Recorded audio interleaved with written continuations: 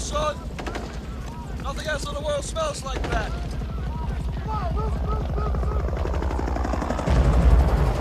I love the smell of napalm in the morning. Smell! You know that gasoline smell? The whole hill. Smells like victory.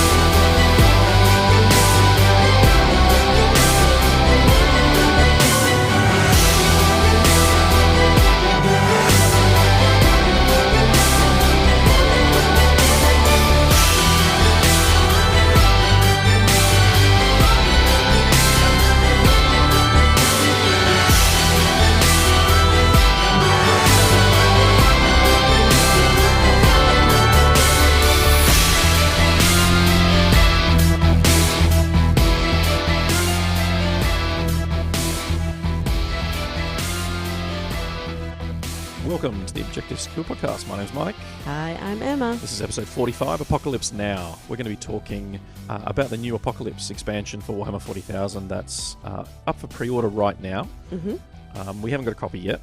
We will hopefully have a copy in a few days' time. Yes, we're not pre-ordering anything ever again. No, we'll talk about that in just a second because we pre-ordered some contrast paints and didn't exactly go to plan. But yeah, we are going to cover primarily 40k today, and then once we've had a game or two of the system, we'll revisit this episode in a future episode and talk about the experiences of the game. There's already some battle reports showing up online with it as well, which I haven't watched yet. I've seen them this morning, so that'll no doubt be a while I'm putting kids to bed thing, or maybe while I'm cooking dinner I'll have it playing in the background. But before we get stuck into all of that Apocalypse stuff, we'll cover off a bit of our experience with Contrast and the pre-orders. We're also probably going to sound a bit off because we've had the whole family down with flu, so a bit croaky and coffee and lots of editing. Yeah, so if this does sound a little bit stilted or there's a few jarring pauses, it's because we've had to quickly stop so one of us can cough. And or there's been a child coughing in the background or something. Yeah, we've got all three kids at home with us, so we're... So we'll do our best in the edit, but I'm determined that we're going to get this out on time, so we're not going to put it off. So we'll see how seamless I can make it in post. So we're going to talk, first of all, we'll talk a bit about Contrast, because I did the right thing and pre-ordered Contrast. Yeah. Not the whole range, just to have, I think it was 3 different colours, plus the medium, plus whatever a couple the deal was that they had going. Yeah, it was at the 10 time. paints or whatever it was. So I got both the new base colours, which were Wraithbone and Grey Seer, which were meant to be for use with Contrast. I also picked up Corax White, which is the spray can white, but in a base colour, which I have to return because it's unusable. Oh. Which is a bit frustrating. And Corvus Black, which is their new black, which I would describe as a warm black. I was hoping it had a tint of blue in it, but I reckon they've highlighted it. So you were hoping for a cold black, really, weren't you? Yeah. So this is more of a red black rather than a blue black. I reckon they've probably added a bone tint to it. Bone? Well, I highlighted all my Ulthway Black Guardians by adding a tint of bone to the black, because it's, instead of adding white or grey to it, which obviously keeps it a cool colour, this lets you highlight it with what I can only describe as a warm colour. So I can see some value in it, but it's definitely not the colour I was hoping for, which is a bit of a shame. Yeah. It's still a decent colour and it works out of the pot, which is, like I say, unlike the white. So I've got 2 pots of Corax White. One I'm going to try and salvage by adding medium to and seeing if I can make it work. The other I'm just going to return. Because I don't think you should have to try and salvage it, actually. I think it should be... Look, it's better than Ceramite White, which is the last base white that they did, but it's not much better. It's got none of the graininess that Ceramite White did, but the pigment's all clumped and yeah, it's pretty bad. So, all right. On to Contrast though. Contrast paints. So, what they were billed as is that it was for people who have absolutely no skill in painting. You can literally slap on one thick coat and your army is done. Yeah, I don't know that the practicalities of that exist. But that's how it was promoted. I guess that's how I had seen it promoted. Yeah. And some of the concerns that I had seen was that if this is going to get less skilled painters able to produce really good results? What would this mean for commission painters? And so what other concerns did you hear beforehand, or what did you hear before? A lot of the stuff that was hinted at was around shortcuts and people wanting to have traditional paint not be left behind, and then obviously the follow-on concern from that comes is Games Workshop going to kill the primary paint range and reduce it to contrast, at which point I think Vallejo and P3 would have seen a surge in support from the hobbyists, and that's certainly where I'd be going if that if it happened. I think the contrast range in general was marketed, I should say, in the wrong way, because now having had to play with it, it doesn't necessarily do what it says in the ads. Yeah. The preview weekend, the week prior to release, when the pre-orders were being done, I took our 12-year-old son to one of the stores, and he was given a model to test them out on, and I said, pick whatever colours you like, slap them on. And while he's not an experienced painter, he has achieved a great deal in a very short space of time. And when he was taught to paint, he was taught to paint in a more traditional process. And he doesn't have necessarily the techniques that come from experience in terms of paint application. So he did what it was described in the videos and loaded the brush up and slapped it on. Yeah, and it looks like someone's loaded the brush up and slapped it on. Yeah, it certainly didn't come out the way that I've seen it come out, or the way that I've actually been able to apply it in my testing. No, there is some, and so I've seen what you've done, and I've seen obviously the results that people have managed to achieve. Skilled painters have managed to achieve when they've used it as an extra tool in their toolbox, and they've managed to come up with some really great results, and they've managed to speed up their process. Yeah. But I think if you use it the way that it's built, it's going to look like you've slapped paint on a model, and it's going to look like it does when our 6-year-old paints. Yeah, you definitely have to be able to apply and understand how it dries, how it pulls, and be able to manipulate the liquid and the way its surface tension sits on the model, particularly if you haven't got a lot of detail. Ironically enough, when I was trying it out on Power Armor, I was able to move it around and kind of keep the way it's dried. It hasn't dried blotchy, which is great. It took a little bit of fiddling. I had to do 2 tests before I got it to a way that I understood how it worked. Yeah. But it wasn't overly complicated. What was more interesting, though, was that on any heavy texture, you have to be really careful about how much you apply, because otherwise you lose all the texture. Well, it doesn't do that. But what it does do is it captures air bubbles under the surface. So under the surface of the paint? Under the paint, yeah. All right, yeah. So what happens is, the sample one that our son did was a great example of that, because he had a Stormcast Eternal shield, and he slapped like a jade green colour all over it because he was interested to see how it would. That was the colour they recommended to paint Salamander Space Marines, and he's painting them in Salamander's green at the moment. And he slapped it on and left it to dry, and then in all the corners of where the lightning bolts hit the trim on the shield were these little white dots where the paint had sort of settled, and then there was clearly an air bubble trapped underneath. So as the medium that the pigment sits in has dried, that bubble's then popped. Yeah. And you've left with these little white dots everywhere. So you actually need to go back and pop those air bubbles. Well, you certainly... putting on too much is a problem. You can't just literally load it up and slap it on, because it's not going to create the effect you want. No, and I have heard, so obviously it was marketed one thick coat.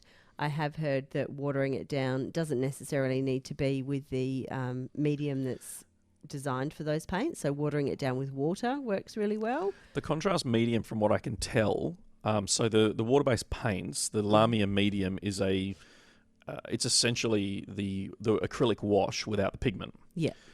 The contrast paints, to me, feel a lot like the old school inks from years gone by, and this is essentially an ink without the pigment. So you can obviously do it with water. Well, I've seen a lot of skilled painters are doing it with water, and they're getting really good results with that. It will change the way the pigment settles, I assume. Well, it doesn't seem to have. So if you're in WA and you're part of the, goodness, what is the name of the Facebook group? Something like West Oz Mini Painters. Yeah, something like that. Something like that I should really know. There are some amazing skilled painters in that group, and they've been watering it down with water, and it's not having any ill effect on the actual results that they're getting. Okay. But yeah, they are going back to watering it down and 2 thin coats. Yeah. Look, and I've seen some other stuff on some of the other channels on YouTube with guys who are, I would say, on a similar skill level to myself. I'm not a competition painter. I'm nowhere near as good as guys like we have here in WA in the form of Dean and Aidan and Mark and those high-end painters who compete at Golden Demon or above, or around, I should say. But these guys I've seen paint to a good technical standard. They're a good tabletop standard. And they can paint a Space Marine in about 30 minutes in Ultramarines blue. Yeah. And I reckon I can do the same for these. I've got a Raven Guard project for a tournament in July, which is the end of this month. And it's about 80 models. And I'm confident I can paint that army in about 2 weeks with contrast. Because the 2 test coats I've done with a different base colour before I've put the contrast on have gotten me a good, not flat black finish, but it's given me a black with some tonal variation. Yeah. Which means that... I reckon painting this army quickly is going to be a thing. So, by experimenting with the base colour, it's given me the opportunity... Putting the black contrast over the standard undercoats they recommend has actually come up with quite a grey colour. So, by going to Mechanica standard grey and then putting the black over that, you're putting a mid-tone grey down, which gives you a much closer finish to black. And then spraying them grey, painting the silver in for the knees, the elbows, the bolt guns, and using Stormhost silver, like the brightest silver I've got in my box, and then putting contrast over the entire kit, does all the joints. The joints end up looking like I've painted the metal and washed them with black, which is great because it gets done in one pass. All the grey ends up black with a few subtle variations in tone around the edges, nothing huge. And then I can go back and paint the chest eagles, the purity seals, and the eyes, and the basic Marines are going to be done at that point. So getting 30 intercessors for that army painted in what would hopefully be half an hour a model tops is 3 or 4 nights work, depending on the drying time, compared to the old traditional way of having to blend and airbrush with black and blue and grey to try and get a tonal change. And you can still do that, but for a tabletop army, they're going to be an army that I can put down quickly, which is great. I've seen people try contrasts on vehicles. It doesn't work. Those big flat panels of a Rhino or a Land Raider or pretty much any of the vehicles that are available, it probably would work on orcs, like the orc trucks and whatnot, because they have lots of rivets and shapes and blotchy paint on an orc vehicle seems okay. But it's certainly one of the guys who's a tournament regular here in WA is preparing an Alpha Legion army, sprays them silver, and then puts the contrast over the top and gets these wonderful metallic tones in the blue and purple, but then tried it on a Rhino. And it just looks like horribly blotchy and all the rest of it. Yeah. So he's either going to have to run that through an airbrush to tint the silver, or he's going to have to paint it a different way. Yeah. And that really bothers me. Because I couldn't do that. I'd need them to all be the same colour. So I don't know how to resolve that. I mean, my Raven Guard aren't an issue because they're all infantry, so I don't have to think about vehicles. But it's definitely it would bother me. I don't think it's an issue having infantry and vehicles painted differently. It's just if you've got 2 different vehicles within the same army that they need to be painted the same way. Yeah. Personally, but it's all personal choice. And so long as you meet whatever the new thing for 3 colour minimum is, whatever you put on your army is up to you. This kind of ties into that conversation because we've seen the term battle ready used a lot by Games Workshop. Yeah. And they'd already been producing videos on YouTube, which kind of gave you a really shortcutty method to get a model painted, but not to the way they'd normally do it. They gave you do these 2 or 3 colours and wash it with this, and then you get something that looks like it's finished. But it's not. Or it's not to the way that they would suggest you would normally base and highlight and layer and edge and blah, blah, blah, blah, blah. But for the purpose of meeting the minimum standards, it's fine. And I'm already seeing tournaments around the world using the term models must be battle ready. Yeah. So it's not every event, but I'm seeing more and more events use that as the terminology because there's plenty of examples from Games Workshop's community page. They put photos up of it. And...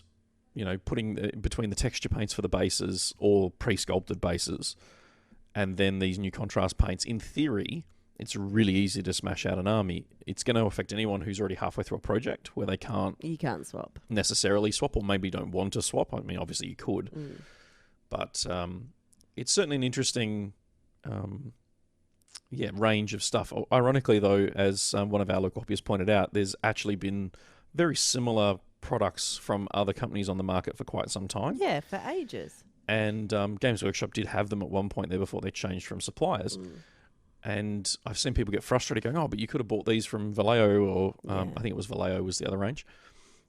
And to that I would say yes, but Vallejo isn't stocked everywhere.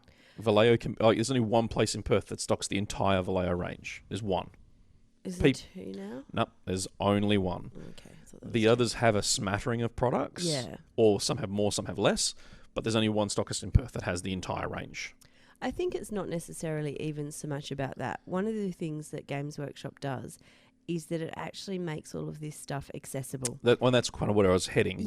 So they actively promote it and they teach you how to use it, and they, whereas it's all well and good seeing a Vallejo pot on the shelf, but if you don't know what that is, or you don't know how to use it, or you've never heard of it before, why would you pick it up? Yeah. Why would you go looking for it? Whereas Games Workshop literally brought this into your living room by putting it all over Facebook. Yeah. So I think what they've done is probably we'll probably see positive results for Vallejo, in that people will start going, oh, well, Vallejo does an option for this as well, and let me see what colour options they've got and that kind of thing, which is, I guess, what we see with a lot of different tabletop gaming. People start with Games Workshop because you walk past it in the malls. Well, that's exactly right. It's in the shopping centres, or it's near the shopping centres at the very least. It's been on TV with Warhammer Conquest, the magazines, which was quite interesting to see. I haven't seen TV ads for Warhammer since the very early 90s. Well, it's the first time I've ever seen it on TV, and it was weird. I'll have to show you I'll find links and put them in the show notes for the Hero Quest and Space Crusade TV ads from the, I want to say, very early 90s from Milton Bradley. They are hilarious. They are so good. And there's American versions and UK versions as well. So you get the kids who are playing it on the video with different accents, saying the same lines. Gold. I love them. They're very good. Before we get into the topic, though, there is one other thing that I mentioned. Are we going to get into a topic? We seem to be really digging deep on this one. We're going to skip to Apocalypse in a second. But I mentioned it in the last episode, is the Astartes fan videos that have been hitting YouTube. They've been about every 3 months or so. We've just had part 4, I think it was, come out. Mm-hmm. That was trending number 3 on YouTube's front page at within 12 hours of it being released. It was the number 3 video on YouTube for that, for probably 24 hours. And there's one dude who's doing it, and he's got a Patreon, I believe. I put a link in the last episode. Go and check that out if you're interested in Space Marine animation. It's so, so good. I'm going to put that plug out there again, because it is definitely worth going and watching it. The whole thing at the moment is about 9 minutes long across the 4 episodes. So it's watch it in the lunch break type thing. You could watch all 4 episodes, and I've even seen people hatchet job them together and put them into one 9-minute video. But definitely worth going and checking out. And the worst part is, I'm not sure whether the video predates Primaris or not, because they're the standard Space Marine suits of armor, not the Primaris. So it's quite interesting to see. I've been painting and building Primaris, and our son's been doing the same. So then to see the standard Space Marines on the screen was a bit of they're the old style bolt guns and the old style helmets. So definitely worth checking out if you're on YouTube and looking at contrast videos or looking at reviews for Apocalypse, maybe. But we'll take a quick break and go and cough up a lung, and we'll be back to talk about our previews and what we've seen on Apocalypse for 2019.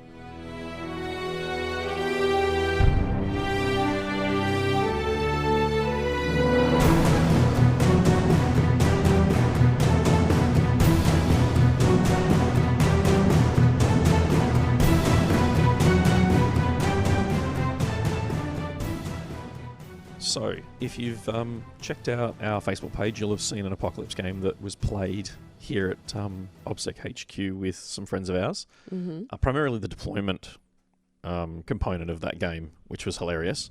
Yeah. I'll have to try and We've find talked about it a few times. Yeah, I'll find a link and links. chuck that in the show notes as well. But Yeah. he's our friend Dizzy. He is suitably excited. He's already done all the pre-orders as well, of course. Oh, I see. I got a message saying he'd already done that.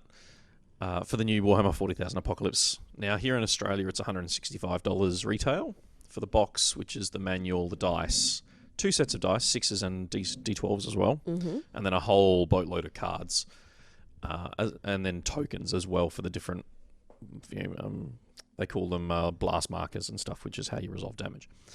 But before we get stuck into all the nitty-gritty there, the first thing Games Workshop have done is release a couple of new kits for different... I don't know why they've included them as part of this Apocalypse release, but they have. There's the new Space Marine Primaris Repulsor Executioner and the Scorpius for the Mechanicum, which is either a Disintegrator variant or a Transport variant. But more importantly, they've released a boatload of combo deal boxes. So you can buy all 4 Assassins for... Now, bizarrely, that Vanguard detachment, that's $212 here in Australia. They're $53 each when you buy them individually. Oh. So there's no discount there whatsoever. The Air Wings aren't a discount either, as far as I can tell. But when you get down into some of the proper Apocalypse boxes, like the Vanguard Craftworld detachment, there is a saving there because of the models you get. The Wraith Knight Super Heavy detachment, a lot of these do have discounts, and they are pretty reasonable discounts as well. For Australian demographic, you basically... the Knight one, which I was just looking at, it's a Crusader, a Castellan and a pair of Helverin. You get the Helverin for free, and you get a little discount on the Castellan. It's temporarily out of stock online already, so that just goes to show how popular it was. And I know that there are discount websites out there at the moment which you can pick that box up for about 210 Australian dollars. Awesome. So there's definitely savings to be had in some of these Apocalypse bundles. They also took the opportunity to rebox the Astra Militarum Super Heavy Baneblade kit, and that was basically just to bring it up to date with the current style of the box art, and also repackage it to make it sit on the shelves better. Because now it's a thicker box that's A4 in size instead of it being an A3 long flat box, so it just sits better on the shelf. There's also a bunch of data cards that they're releasing. Now, these data sheets are the ones that we talked about in the intro that are free to download online. So they've just given you the option to buy fancy cards. But then we start getting some interesting stuff. We get the movement trays. So you can buy 32mm, 25mm, or 40mm movement trays now. They're clear plastic. And they've actually thought about these, like the 40mm ones, for example, come in a set of 3 or a set of 2, and they lock in together, so that if you've got... Because some of these squads that come on 40mm bases will come in 3s. Some come in 5s. So they've actually thought about that and given you the option to have a 3-man squad or a 5-man squad, which is great. You're getting... So similar movement trays we included in our VIP bags at Southern Hemisphere Open, and they were from OTP Terrain and also Amazing from Forge. Amazing Forge. Yep, there's a whole bunch of third-party retailers that sell these at the moment. But just a plug for WA Zone. Absolutely. These aren't necessarily cheap. They actually sit at the... you're paying $70 Australian for 12 of the 32mm ones, 8 of the 40mm ones, and 18 of the 25mm ones. So they're not going to be cheap, particularly not, let's use Orcs as the example. The Orc Boys units are 30 models, and they go on 32mm bases. So you need, 6 of them. 6 of them for an Orc mob unit, which means that you've just had to buy 1 of them for 2 of your squads. Yeah. And that's $70 for 60 boys, and most Orc armies will have at least 90. 200? Or if you've got Grots, they go on to the 25mm ones. Now, you probably get away with 1 box of those, but they're not going to be a cheap exercise if you want to try and do your whole army. Yeah. I also want to add there's an irony, because they did an article on the community site recently about how to use movement trays in Age of Sigmar. Which they took away all the movement trays when they went from Warhammer 8th edition to Age of Sigmar. So there's a little bit of irony there, but they make sense. From fantasy to... From fantasy to Age of Sigmar. Fantasy was 8th edition when it transitioned. I know, but it's still Warhammer. Yeah, exactly. Some people aren't old enough to remember Fantasy, okay? Oh, I took an army into a tournament on the weekend, and someone said, "Oh, your net listing." I went, "No, this army I painted back in 2003. It just hasn't seen the table in 15 years." Oh my goodness. Yeah, I know. I know when you were talking about it, 2003 being so long ago, I was like, it's like 5 years ago. No, it's not. It's 15. Those models are literally older than our children. I won the grand tournament in 2004 with those before we had our first child. You didn't do quite so well with them on the weekend. No, I didn't, but that can be the outro, so we'll talk about that later. So just slip that in. Keep moving. Yep, move on. So yeah, we've got the new version of Apocalypse. What's been really interesting is the way they've marketed and plugged this into the community. So you've obviously got all the different bundle deals, and there's a new carry case they've released as well, which is enormous from what I can tell. It is. It looks more like a tradies suitcase, tradies tool case. This is the XL. It's actually got a name because they do. I think it's the Crusade Case XL. Yes, it is. I don't know. I think the Crusade case is the standard large one they used to do. So, and I've got one of those. I took it to LVO with my Corsairs. So this one looks pretty decent in terms of size, but it's also in Australia $265. I'm actually interested in the shape of it, to be honest. Like, with it having tapered sides. Yeah, it's not rectangular. Yeah. It's and that's as far as the foam goes, it doesn't make sense to. No, so the inside is actually square. They've just tried to make it look pretty by making the tapered sides. Yeah, we've just opened a picture of it. It looks like you can get a pair of Bane blades side by side, if this is to be taken at face value. Which you would imagine it would, otherwise it's false advertising. Yeah. Unfortunately, see, for me, I have a problem with this case. Actually, more specifically, I have a problem with the foam, because the foam that goes in these cases is this weird... Is that wibbly wobbly the one? zigzag stuff, and it just doesn't work for me. It's okay I'm a for... fan of the wibbly wobbly. It's okay for storage, but as soon as you want to... Even then, it's not great. It's not.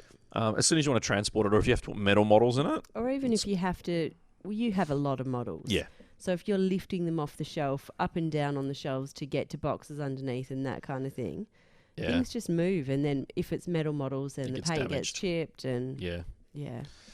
So yeah, look, it's I'm not a fan of the foam. I'd rather get pre-cut foam, or pluck foam is better. Yeah. But I mean, I see why they do it, because it moves and so it's more versatile. Yeah. Whereas when you got pluck foam or pre-cut foam, it fits one model one way. Yeah, but I mean, this one? I think I'd rather have generic pre-cuts, so 40 mils wide, 32 mils wide, 25 mils wide for the base width, and then a certain depth and a certain height, and just have little boxes cut out, as opposed to having which is what you get with the pluck foam. Yeah. But obviously, if you get it all laser cut, yeah, it's a bit more sturdy than pluck foam. Okay, so going back to Apocalypse though, they've set up their own website for Apocalypse, which it's interesting. They're doing that more and more. Yeah, so we got it for Underworlds. I think there's one for Necromunda as well. I believe there's one for Necromunda and for Kill Team. Yes. So we got an Apocalypse. So it's Warhammer 40,000 as in 40000.com/Apocalypse. And there's the free downloads spot there where you can get all the data sheets. Mm-hmm. What was really interesting when they released this, people jumped on it, and it's got a tab there that's download all data sheets, which is a zip file. And you can scroll through and individually pick your armies out. Yep. If you go far enough, you can find all the Forge World ones. Oh. But on mobile devices, it doesn't render like this. It renders in such a way that the very first drop-down that you see, it just says factions. But if you clicked on that, it gave you the option to find all the Forge World data sheets. So within minutes of them posting this on Facebook, there were people going, "Where are all the Forge World ones? Where are all the Forge World ones?" Which is only a mobile-driven issue. All the Forge World ones are there. What's also interesting is when you go through these data sheets, is not only is every model presently available from the Games Workshop range in here, there's a whole bunch that aren't. No. You need to add more to that. What do you mean there's a whole bunch that aren't? There's a whole bunch that are there that aren't currently available? Yeah. To give you an example, because I'm an Eldar player and it's the first thing I went and looked at, when I went to the Forge World section, to the Assyriani, I can never say the new fangled Eldar word for Craftworld Eldar. When you... I would say Assyriani. Assyriani? That's how I would say it. Yeah, okay. I can get behind that. Assyriani? Okay. There you go. That's how you say it. Well, no, that's what we're going to go with for today. So it's got all the tanks and all the existing stuff, which is fine. And then it scrolls a little bit further and you hit the Firestorm. Now, the Firestorm Grav tank has no current rules for 40k outside of a power rating and a very vague data sheet and an FAQ. Mm-hmm. You can't actually use it in match play. There's no points. Okay. But there's no model. You cannot buy this model on the Forge World website. And yet, here it is as a data sheet that you can use. It's also got a specific data sheet for the Corsair Falcon and the Corsair Venom, which are throwaway entries again in an FAQ. This is going to be interesting for us. We are intending to run an Apocalypse Day later on in the year, and I actually can't remember when we're doing it because I haven't got my book in front of me. September, I think it was. It could be. So how do we rule that if people want to play with a model that doesn't yet exist? We spent the whole of last episode talking about... exactly. Yeah. And it's not that it doesn't yet exist. It's that it existed and has now been discontinued for years. Like I've got a Firestorm in pieces that I got secondhand, which I reckon is probably a recast. But that model hasn't been around in at least 5 years, would be my guess. And it gets even weirder because I haven't checked this one, but that's because I'm not a Guard player. Apparently, here in the Guard code, the Guard data sheets, there is a data sheet which is Astra Militarum. Yes, sorry, old habits die hard. Remember, there could be new players on here. Yeah, but I'm not, so old habits.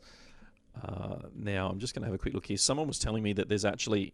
Yes, so there is. So Schaefer's Last Chances on page 19 of the PDF. Again, they had models. It was a Penal Legion special unit, and it was actually the original kill team. And for some reason, it's made its way into Apocalypse as a data sheet, yet you can't buy the models. Which I would assume suggests that those models are going to be available soon. Yeah, a splash release of some kind. However... As I said, for us when we're running an event, and I can't see these models being released between now and September. Not all of them. No. Certainly. Look, hopefully they bring back models. Yeah. I mean, if they've got them sat on the shelf in Forge World, they may as well put them out there and sell them, haven't they? Absolutely. But yeah, it's something that we're going to have to really think about as far as what do we do if people want to bring them. Well, there's other things like in the Space Marine entry, I'm looking at the Librarian at the moment. The Librarian, the model currently available, is a Terminator version and a Power Armored version. I'm talking standard, not Primaris. There is no model for a Librarian on a bike. No. And there never has been. Not in all the years of 40k. Okay. And yet here it is on the current data sheet with an option for a bike.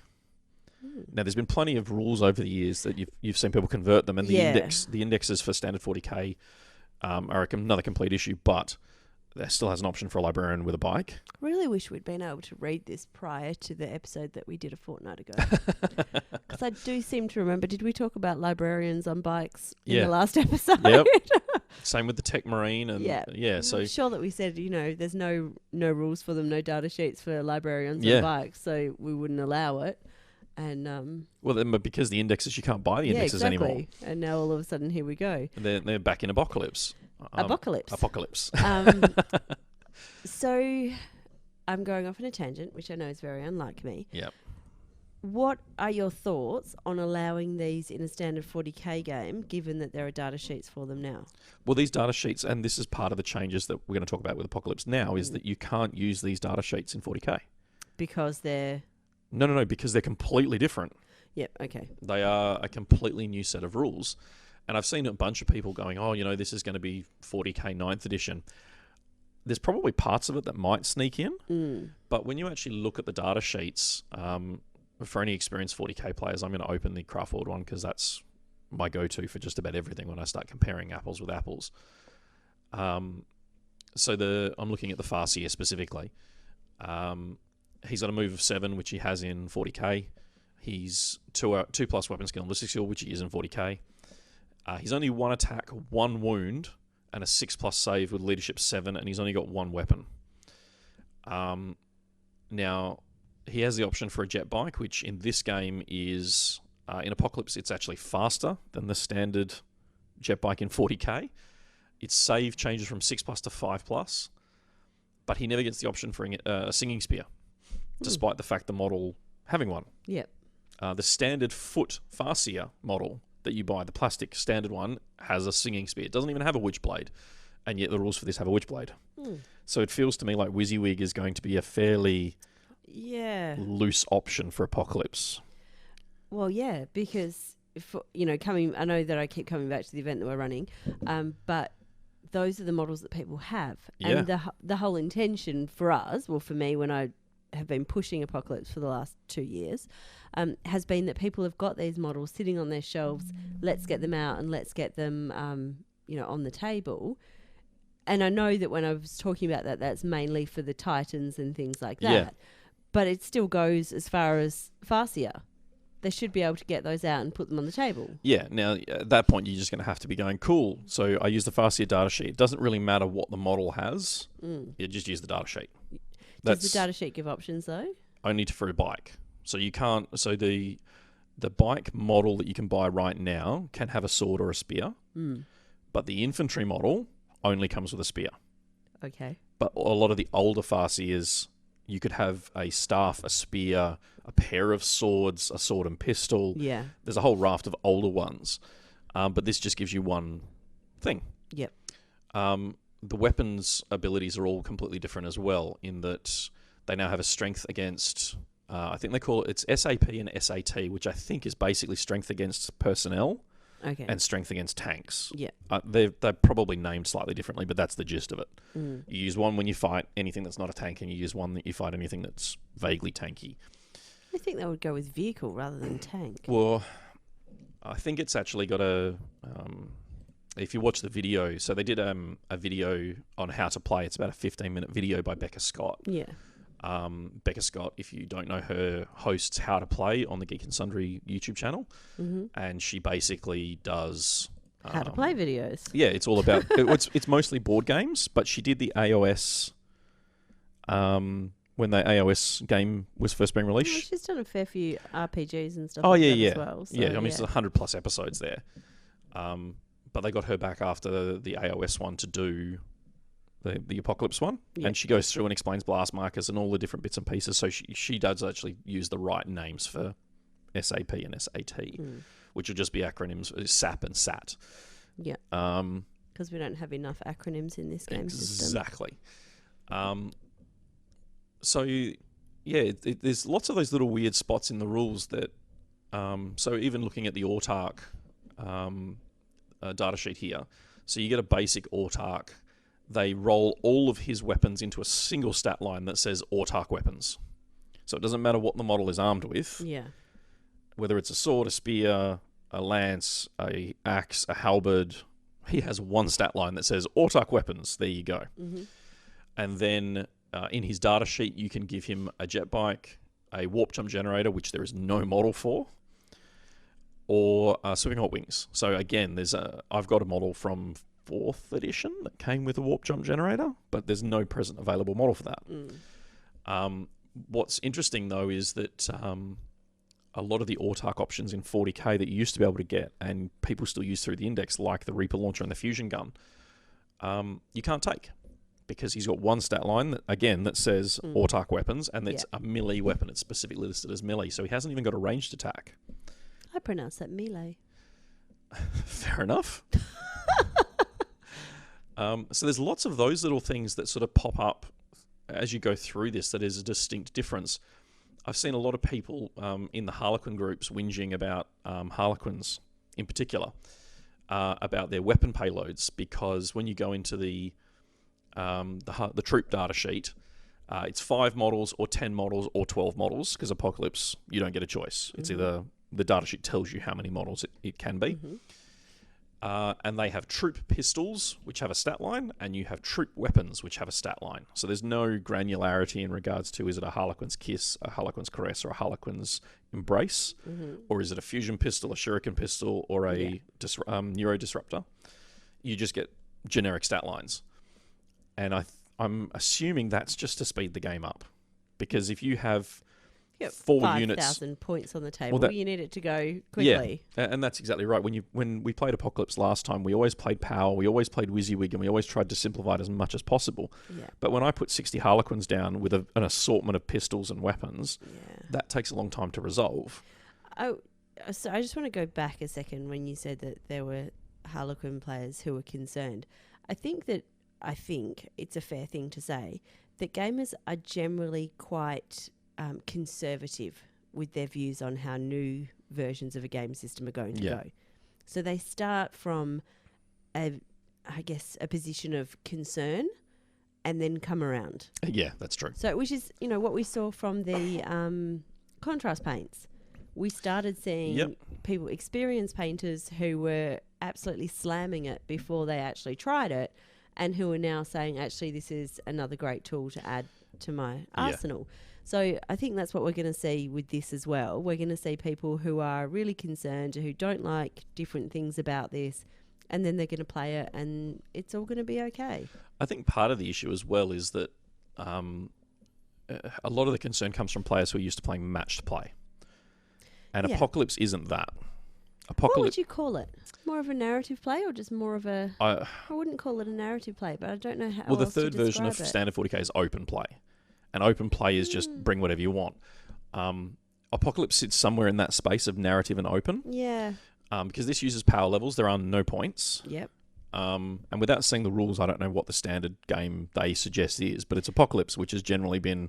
big. Bring whatever the hell you want and play. Yeah. So it's a bit of a weird one in that regard, and I think that... Have you had a look... Sorry to interrupt you there. Have you had a look to see what the power is and how that relates to the points levels? So looking at... I actually have the Harlequin Codex here as well, so that's a surprise. We can do that on the fly, because I'm totally not addicted to pointy ears. No, I didn't think you were. I'm just going to find the right page. Or if you were, I think you've hidden it exceptionally well. The fact I know the page number in this PDF is scary. So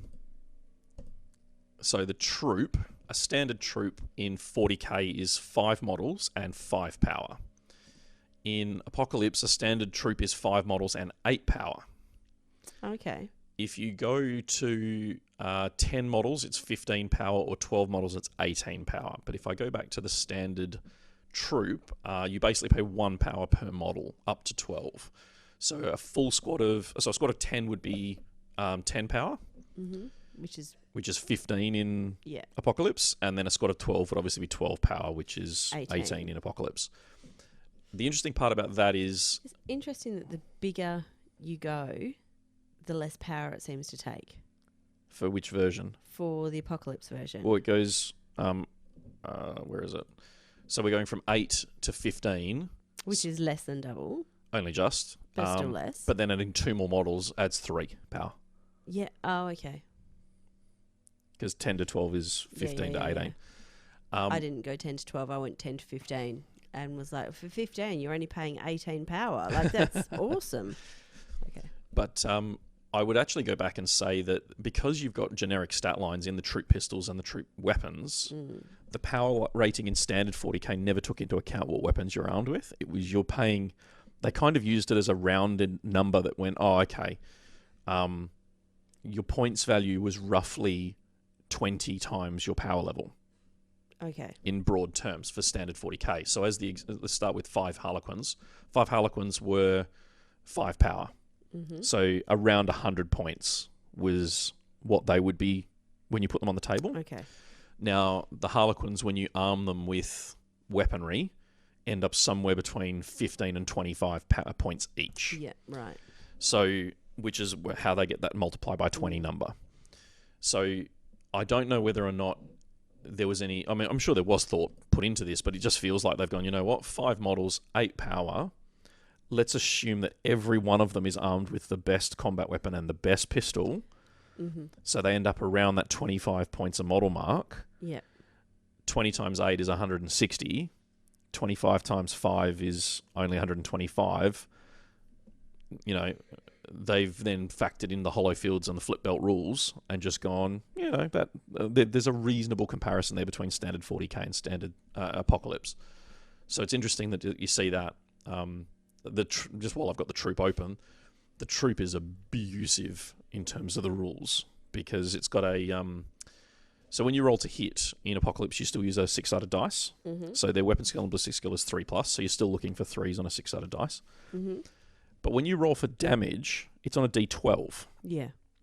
Now they are wounding every infantry model and every tank, regardless of whether it's close combat or shooting, on 6s on a d12. Okay. So it's a 7 in 12 shot, Yeah. essentially. So just over 50% of the time against every target in the game, which is pretty scary. Mm-hmm. And then you look at their attacks. Now, 5 of them only get... So the way Apocalypse works is they roll all of the potential into a single dice roll for the squad, generally speaking. Mm-hmm. So Harlequins have 1 attack, a squad of 5. A squad of 10 has 2 attacks, and a squad of 12 has 3 attacks. So naturally you want to take the 12. Mm. When you get to close combat, their weapon is... troop weapons are a type melee, range melee, attacks... Most of the weapons in Apocalypse for attacks say user. Mm-hmm. In Harlequin's case, it says times 8. Oh, wow. Which means that when you have 12 of them on the table, a squad of 12, you are getting 24 attacks. 3 times 8. Mm. Hitting on 3s and then hurting everything in the game on 6s. Now, when you hurt something in Apocalypse, you don't immediately take saving throws. You put blast markers down. Mm. So if you have a squad of 12 all get to fight, with your 24 attacks, you're probably going to end up with 16 hits on average without any modifiers or rerolls. Mm-hmm. And then of those 16, you're probably going to end up with somewhere between 8 and 10 likely wounds. It might be a little bit more than that. My maths is a bit hazy when you go to D12s. Yeah. Which means that you're going to put down somewhere between 8 and 10 small blast markers on a squad. Now, the blast markers, so a small blast marker gets put down, the target unit makes a save in the end phase on a D12. So all the saving throws for small blast markers are done on D12s. All the large blast markers are done on D6s. And if you put 2 small on a target, the 2 small become 1 large. Mm. Which means a Harlequin squad charging a Titan can go in and go, here's 5 large blast markers straight off the bat, which will start... I mean, most of the Titans don't have that many wounds to begin with. Mm. They will really cripple things. It's quite interesting for the way the game... There are some units I think are going to need to be rebalanced because there's already, with the data sheets available, there's already people online going, the maths on this isn't good, guys. And the maths on it is where I was going with asking how this matches up with the competitive play 40k points and power, because we need to work out what kind of power level we're going to be looking at for an event. And, you know, we've talked about roughly 5,000 points, but what does that equate to for power? Yeah. Given that there are some differences in how, you know, how that sort of worked out. Well, so I brought up the Imperial Knights data sheets because they're another one I'm reasonably familiar with. So the Knight Crusader is 28 power. Mm-hmm. I like the fact that it's more like the Preceptor's 25, the Paladin's 24, the Crusader is 28, representing it's got more guns. Yeah. Here you do actually, again, get a big list of guns because you can swap a couple of them out, and some of them do change the power rating for the unit. It's always up. The default weapons, I haven't seen any so far that's a minus to power rating. It's always a plus. Now, if we were playing Apocalypse for points, and a Knight Crusader is probably around 450 points, give or take, depending on what it's armed with. Might even be a touch more than that now I think about it. So getting at 5,000 points, you should reasonably expect to have 10 to 12 of them. Yeah. If we were doing the same sort of maths here... It just doesn't quite work with the divide by 20.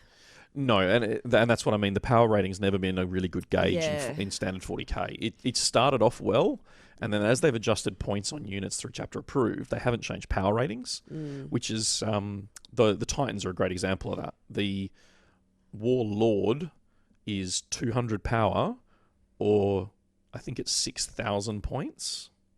Okay, yeah. Whereas it started off at 200 power and 4,000 points, which the maths worked. Yeah, see, and I was thinking 5,000 points would be looking at about 250 power. Well, see, when the last Apocalypse game we played here, we played power. Yeah. And we played 800 power a side, so 400 a player.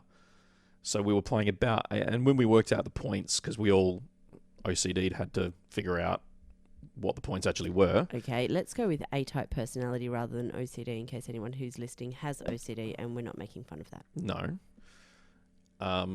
We all had to know what the points were, though. Mm-hmm. And we were all within 150 points of 8,000. Yeah. Just through nature of that sort of scale. So it actually got pretty close to the multiplier. Yeah, it does with the 40k, but this one is slightly out. Yeah. Or based on those numbers, yes. Based on those numbers. Yeah. So that's what I'm saying. Rather than 250 to get 5,000 points, do we need to look at 300 power? Yeah, and I think the only way that that's going to work is with a little bit of trial and error. Once we've got the books in front of us to see what the missions are like and what the recommended sizes I are. was going to say, we'll be looking at what the recommended sizes are. Yeah. But the point is to be able to try and get the big toys on the table. Yeah, and I mean, if I go all the way to the bottom, there's actually a separate set of data sheets called the Titan Legions. Okay, cool. Under the Forge World one. Because that was going to be my next question. Yeah. So the Scout, the Warhound is 60 power, the Reaver is 100, and the Warbringer is 160, and the Warlord is 154. Now, that's less than I was expecting. It's also less than the Warbringer. However, it's a bit misleading because the Warbringer starts at 160, and the only things you can do to it is you could add 2 Reaver melter cannons to it, which are 18 power each, for a grand total of, just shy of 200, it's 196. When you get to the Warlord, it's 154, and then the typical loadout, which you see on the website all the time, is, where are they? Double, what are they called again? I have no idea. Oh, so the Bellicosas are built into it. Mm-hmm. Mine has 1 Sun Fury Plasma Annihilator, so I have to add 36 power for that, which instantly puts me at 190. 90, yeah. My missile banks leave it at 190, but if you have the Gatling blasters on the top, or the laser blasters on the top, sorry, they're 18 power each, so there's 2 of them. Yeah, so, I was expecting it to be about 200, so... Yeah, so my build is 190, yeah, which is 10 less than 40k's power rating. Hmm. I think. I might be wrong there now I've said that. I can look that up while we're chatting because I don't remember. So yeah, the numbers are within a stone's throw of 40k. So if you've got some idea of what your power rating is for your army at the moment, or even if you've got your points and you just do the maths, you should get a rough idea of how much your power is. Interesting. Yeah, 200 power for the Warlord. Interesting that the smaller models seem to be lower in 40k, higher in Apocalypse, and yet the bigger models smaller in Apocalypse, higher in 40k. Yeah, there are some interest. I mean, because that then my theory with we'll just take it from 250 to 300 goes out the window, because when you are bringing the big toys, they're actually less, and surely being able to put 2 Warlord Titans on. I don't know anybody in Perth that's got 2 Warlord Titans, but you never know. No, but I know people who have 1 plus a Reaver plus a pair of Warhounds. What's Brett got? He's got a Maniple, so it's a Warlord, a Reaver, and a pair of Warhounds. Okay. Same as Connor is another one who has the same. So there are definitely guys who could field, 3 to 5 Titans pretty comfortably, and they do very well. So there's another one that's quite a big model is the Manta heavy dropship, which is from the Tau army. It's the biggest model for which we'll presently make. It's nearly 4 feet wingspan. It's enormous. 154 power. And there's no modifiers to it. It's just 154 power. thanks for coming. Size is not everything, so I've been told. Thanks very much. So yeah, there's definitely some interesting stuff happening here, and it's hard to understand the context without the rules in terms of like the craft world rules and what the different craft worlds do, and how granular does that go? Is there just craft world Eldar special rules, or are there craft world Eldar special rules with Alatok rules as well, or Bieltan rules, or whatever? Okay. Are the Space Marines all just Space Marines, or are they Dark Angels and Blood Angels and da-di-da-da-da? The data sheets on here, were there Dark Angels? I don't think there were Dark Angels. I don't remember seeing them. Oh my goodness, your phone has not stopped ringing. I'm just going to scroll all the way back to the top and see if we did get separate data sheets. Yes, there are separate data sheets for Dark Angels. Let's have a quick look at what's in them and whether there are repeats, because I should have done this beforehand but forgot. It's nice to be organised. Oh, you know. So obviously all the characters are in there. It looks like there are some doubles because there's lieutenants and Primaris lieutenants and tech marines and rhinos and scout squads and intercessor squads. So it's definitely done by codex. It's essentially a replication of the codexes. So yeah, it's going to be an interesting game because the game, you have to issue orders to you, and you move by detachment, not by unit. So if you have 4 detachments in your army, because you still have to build them, and this is why it's a bit weird, and I think why so many players are associating it with match play. You still have to build battle-forged armies like you do in 40k. In matched play 40k, I should say. Although I haven't seen how much of the match play rules are being used, because there's no mention of Battle Brothers, which limits kind of the allies component of match play 40k. So there's you're still making detachments. You're activating detachments. You're issuing orders to your detachments. And then you're resolving the detachments. And then your opponent does the same. And you kind of take turns on detachments. And then there's the damage step at the very end. So you always get to act with everything before anything takes damage and is removed. Which is a really positive thing. It's a bit odd. It's probably the closest thing you get to a simultaneous activation, though. Oh, yeah, I suppose. The fact that you have to issue orders is interesting. There's basically an order that lets you move a little bit and shoot or fight. There's one that says stand still and shoot lots, and there's another that is run forward and punch things. Which is, again, really... so it's advance assault, and I forget what they call the third one. But basically, they're the 3 orders from the old Epic game. Yeah. Epic 40k. And before you move into the similarities with Epic, I'm just going to backtrack to me saying it's a bit odd. I want to retract that statement, because this should get rid of the issue around the person who goes first has the advantage. I can see why that's the line of thinking, and at a surface value I would agree, but I'm also not convinced, because there's... you say, for example, you've got a unit that's got 3 wounds, so it has to fail 3 saving throws.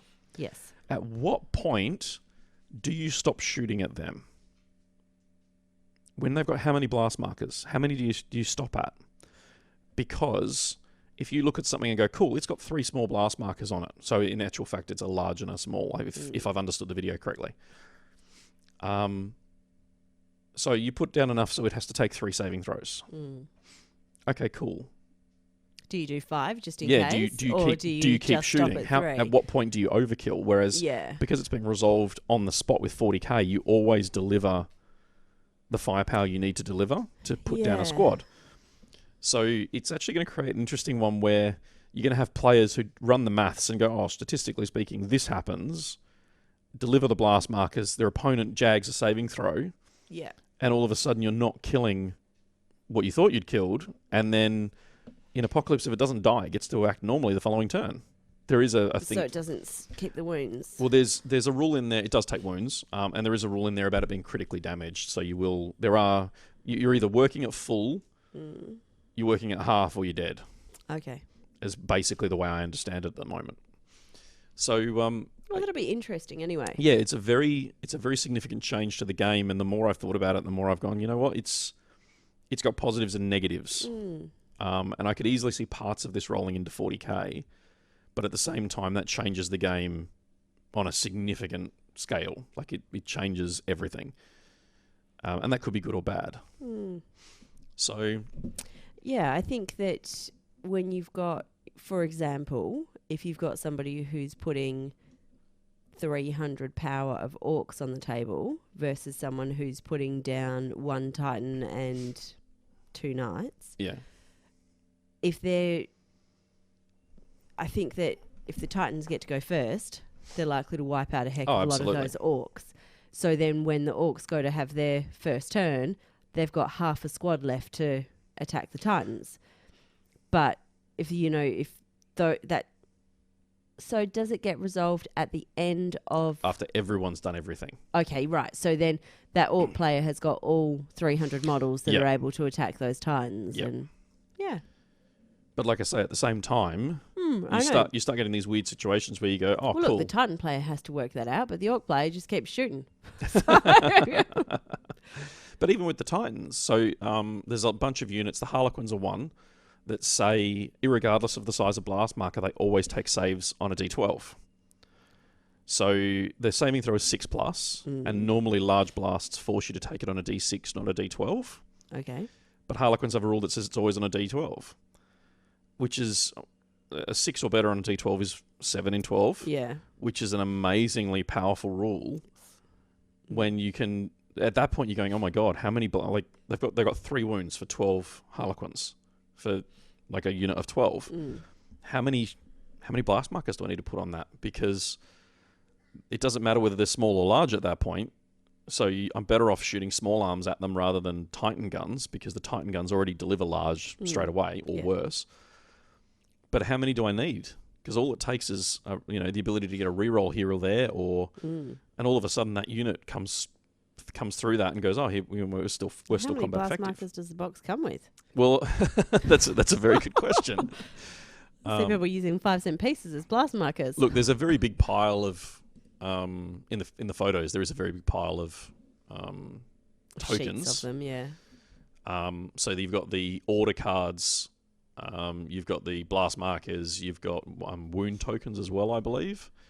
It says 6 punch boards sheets of double-sided gameplay tokens. So there's actually no specific number there. But I can already see you used to be able to get small and large blast marker in an acrylic for Epic 40k. And I can already see people who either played that game and still have them, or people like me who are going, oh, I need to go and buy some of those now. But I don't know how many. So I'll play some games with the cardboard ones before I figure that out. I think we've got a whole heap of Hammerhead ones, haven't we? So yeah, we've still got them. There's plenty of third-party retailers that sell them. But yeah, it's definitely going to be a very different game. It's not one that you can look at from a 40k player's point of view and go, oh, this is good, this isn't good. And that's a good thing for me, because it highlights the fact that Apocalypse isn't meant to be a tournament game. It's also not meant to be another version of 40k. No. Like, it is a different game within the same universe type thing. And going back before you segued me away. Oh yeah, no, I was just about to say let's go back to Epic. When you played long enough, like I have, the original game Space Marine, it was called Space Marine. Actually, that's not true. The first one was Titan Legions, which is now Adeptus Titanicus, the re-released version, which was basically Knights and Titans combat in 6mm. Then we got Space Marine, which was incorporating tanks and infantry into that same 6mm game. And then Epic 40,000 was the latest version of that, which kind of rolled all those rules together into one thing. Yeah. So it was essentially the next scale of 40k, where you were fielding multiple Titans, multiple war machines, huge detachments of stuff, but it was in 6mm. Yeah. This is basically that game, but in 28mm, the 32mm scale. It's kind of closer to 32 now, but we're still calling it 28. So yeah, it's almost like, I joked with someone on the weekend, I said, it's almost like some work experienced kid has gone down to the deepest bowels of Games Workshop's storeroom and found a copy and dusted it off and gone, hey guys, what's this game? It's called Epic 40,000. And had a read through it and gone, this is really cool. Should we do this again? And they've tweaked it and re-released it. Because there's they're giving the orders to detachments is something that used to happen. Blast markers are a thing that used to happen. The damage side of things is a bit wonky. It's not the same as what I remember from Epic, but that was also a long time ago. So I also think that's good. It is still a relatively a new game, yeah. But there's lots of similarities between Epic 40,000 and Epic Armageddon, which was the last version we saw of Epic. There's a lot of similarities between this game and those games. So you can definitely see the influence of those big battle games. But those big battle games, you could obviously run as tournaments. I don't recall there ever being one that I'm aware of. Certainly not in WA there wasn't.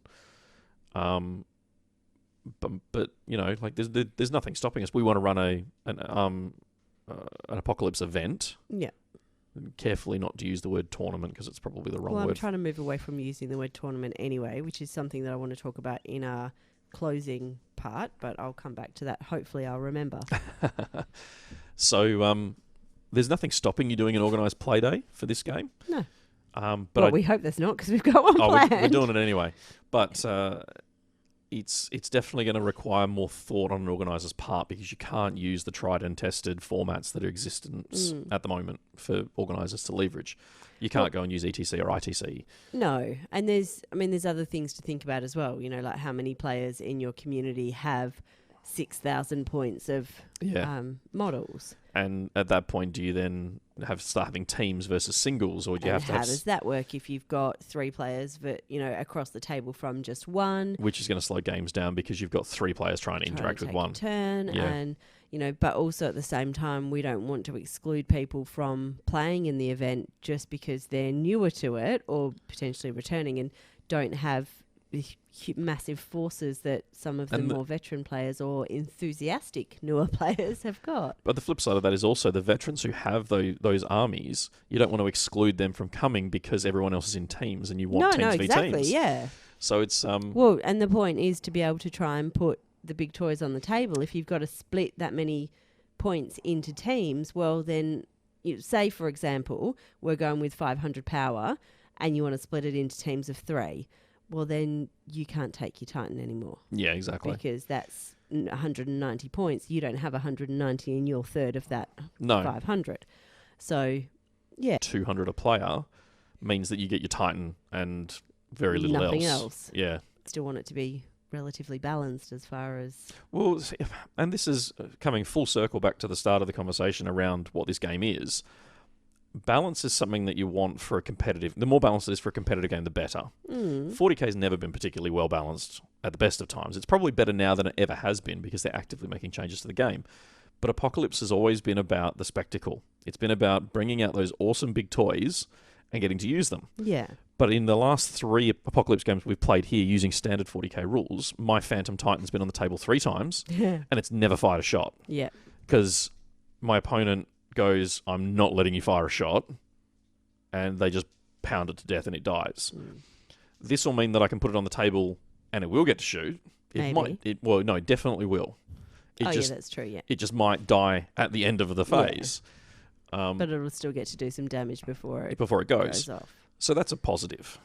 But there's already problems that I can see with the data sheets when you compare the Eldar Titans to the Imperial ones, in that the Imperial ones are the same price as the Eldar ones, but way better from the rules that I've seen so far.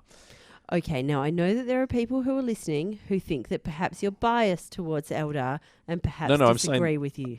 Well, I'm going to bring... No, I don't need you to read it. People can read it themselves. No, I'm bringing it up now. You started it. My mistake. Yep. So I'm going to open the Warhound and the Revenant, and I'm going to show you the difference. I don't care. Well, I'm going to make sure our listeners do care.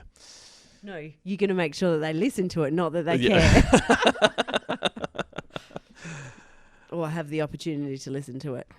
So just fast forward 3 minutes. I'm going to make sure I talk for longer than that now. Or not quite. So when we go to Stop scrolling. I'm trying to find the Revenant. Okay, so the Revenant is 70 power. Mm-hmm. The Warhound is 60. Okay. The Revenant moves 36 compared to 24 on the Warhound. Mm-hmm. The Revenant is weapon skill 4+ compared to 5+ on the Warhound, but it's the same ballistic skill. Same attacks. The Revenant has 10 wounds compared to 12 on the Warhound. leadership's the same, saving throw's the same. The Warhound doesn't change power rating with whatever guns you pick for it. Okay. The Revenant does. It goes up 24 power when you change to the alternate weapon payload. Makes it 94 power. And how good are those weapons? Guns. Okay. So Again, I'm sorry. so the Sonic Lancers are the... so we've now got a 34 power rating difference. The Sonic Lancers are 18 inches, 6 attacks, 3+ against infantry, 7+ against tanks. The Inferno Cannons on a Titan Warhound are 18 inches. They're 8 attacks, not 6. They're not 3+, 7+. They're 4+, 7+. So there's 2 extra dice with 1 difference in damage roll for 34 more power. Some people With would argue 2 that's more fair attacks enough. per gun. Some people would argue that that's fair enough. Now, the only other difference, don't know what that means at the moment because we don't Okay. don't know what that is. I think that means that it's sort of camouflaged. Yes, it does. But I don't know what that rule will do. That's the only special rule the Revenant has. Well, I think that's probably significant. When we go to the Warhound, It's smoky yummy. you can reroll morale for it being a Warhound because it thinks it's awesome. It ignores the first blast marker it takes every turn from its void shields as well. So unless Obscured makes it really hard to hit or something... Well, I would imagine it would make it much more tricky to hit. 34 points worth of power. Well, it's not necessarily 34 points, is it? It's 10 points. I'm sorry, it's not. It is. 60 points for a Warhound Scout with double Inferno compared to 70 plus 24 for the 2 Sonic Lancers to make the weapons the same. Well, they're similar weapons. They're not the same. Okay, you're right. The Warhounds hurts on 4s instead of 3s, but has 2 extra shots per gun. I know which more dice is always better. Mathematically speaking, I'm right. 34 more power is not justified unless Obscured is some insane rule. Well, I think perhaps you should wait until you've played it before we make these assumptions, but people will be saying that you are out barracking for your Eldar again. It's the same as the Phantom and the Reaver. The Phantom is shocking compared to the Reaver. And don't even talk about the Warlord. The Warlord just is abusive. The Warlord is very low power, isn't it? We already discussed that. A properly armed Warlord will be 230, 240 power. Well, then you're not arming yours well enough. But it has 36 wounds and a 4+ saving throw. Have we finished? It's abusive. Have we finished? I'm trying to keep it going so they can't skip forward. Right. If you did skip forward, you didn't miss anything. Anyway. But this is the sort of stuff that... I'm not the only one doing this sort of stuff. There's plenty of people in the community going through and looking at these things. Again, I'll just reiterate what I said before. Gamers start from that position of trepidation and concern and... I'm not concerned because it's not going to stop me using mine. I'm still going to use them. That's the difference. It's not the difference. You're just going to complain about it till you've actually tried it and seen how it works. I've just seen how it works. No, I can read. You haven't seen how it works because you don't know what the Obscured means. Do you? So you haven't actually seen what it means. You've made a decision that you don't think that this is worth that. 34 power? No, you're right. I don't think it's worth it. But you don't know what the rules are and you haven't actually tried it. 3 Warhounds versus 2 Revenants. I'll bet on the Warhounds any day of the week. You haven't tried it. Anyway. So, let's go against the trend and be a gamer that tells me something positive. I'm positive the Warhounds are better. Oh my God, you suck. You're welcome. I don't know how you didn't spot that one. Jesus. Look, all things considered, the only time that players should be thinking like I have just described then is if you're going to a competitive game, because that's the mindset of a tournament gamer. That is... Yes and no, but that's the way that's the lens I'm looking at it through. But surely every game is a competitive game. Even if you're playing for fun. When Dizzy and I play, we don't care who wins. We play because we get to put all the big toys on the table. Okay. There have been gamers who have come here for Apocalypse games who have left in a very bad mood because their team didn't I specifically said me and Dizzy. I know that, but you still aim, sure, you may not care, but you much prefer it when you're on the winning side. Everyone prefers to win. I don't think that anybody... I think that people want to win. Yeah, So that's it's literally what I've just said. It's still a competitive game. Yeah, I but understand what you're saying, but I still think that each game is competitive. yeah, each game is competitive, but the list you bring and the way you compete changes. Because taking the models you think look the coolest compared to taking the most optimized units for the limits are two different things. I'm not sure that that actually has anything to do with the style of event. I think that has a lot to do with the style of the player as well. But I think it has everything to do with the event. Because if the organisers set the standard, like if you're going along to an event for standard 40k now, that is 100% ranked and uses all the official, like whether it's ETC or ITC tournament rules and all the rest of it, that's a competitive event. And we will still have players who come along bringing their passion project. Absolutely. That's all about, this looks cool, I like this, this is why I've brought it. Yep. And then we have hobby events, which is 50% generalship and 50% hobby points. And we will still have people who will bring a hyper-competitive army to it. Yep, absolutely. So I think that both elements come into play there. Okay. Part of it is to do with the gamer who's walking into the room, regardless of what room that is. Yep. Or patio or garage. And part of it is to do with the actual event that you're attending. Yeah. But I think... I just want it to be right as well. I think Apocalypse, though, is always going to be an event that has to sit away from the events that are less competitive because the game system... Has to sit away from events that are less competitive? I think it's closer to a hobby event than a competitive event. But you said less competitive. Yeah. You said it has to sit away from events that are less competitive. As less competitive. Okay, I think you just said it wrong, but that's okay. Anyway, the point is that it has to sit with events that are less competitive. Yes. Rather than away from. Anyway. To be right again. I think this event, this game system at the moment, based on everything I've read, and the fact that it's using power, not points, and the way the game resolves, makes me think that the events that are going to run this aren't going to be the ITC competitive, the quote-unquote competitive game tournaments. Yeah. They're going to be events where, like the last one of these that I played in 2010 or 2011, which we're hoping to revive the name from. Which is Armadale. Armadale, yep. As in Armour. Dale, yep. And also Armadale. Well, that was 5,000 points aside because there was no power back in the day. And like my teammate and I, we brought the most ridiculous combos and stuff we could come up with because we knew that that's what everyone else was doing. But there were no awards for generalship. There were awards for most kills of planes, most kills of tanks, most kills of titans, most models killed per game. So you had to keep track of different things. And then there were bonus points for missions.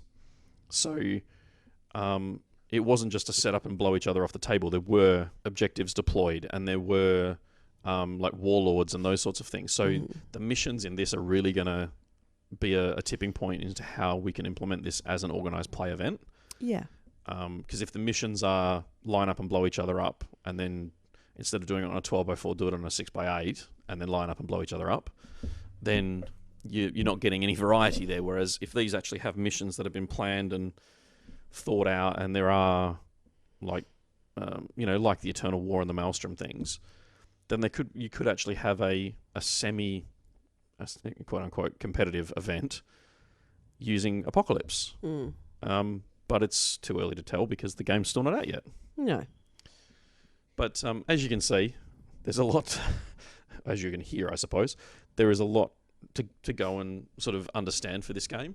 If you head to warhammer40000.com/apocalypse, there's a link to the video with Becca Scott explaining the whole thing. It's about 15 minutes. She goes through all the dice, the sequences, the orders, all the rest of it. It's not particularly in depth, but it does cover the basics, what we've talked about here today. It's definitely worth a watch if you're interested in learning the game and wanting to get in and sort of hit the table running. The time of recording, the pre-orders are still up today. The game comes out on Saturday. And I've already got someone hassling me for a game as soon as physically possible during a Wednesday day so we can record during the day. Probably Sunday, but yeah, Wednesday. And then our ceilings not being Yeah. The Renos at home. Mm. So yeah, look, as soon as we can get some table time with it, we'll definitely I've already spoken to Dizzy. We're going to do a small game first, Mm-hmm. and then we're going to amp it up once we've kind of got a handle on the rules and understand how it works. So it's going to be an interesting time to be playing a different version of 40k, and putting some of the Titans and the bigger toys on the table again, which is going to be great fun. Yeah. But in the meantime, we'll cut the preview conversation here until we've got some table time, and we'll be back in a second to wrap up the episode.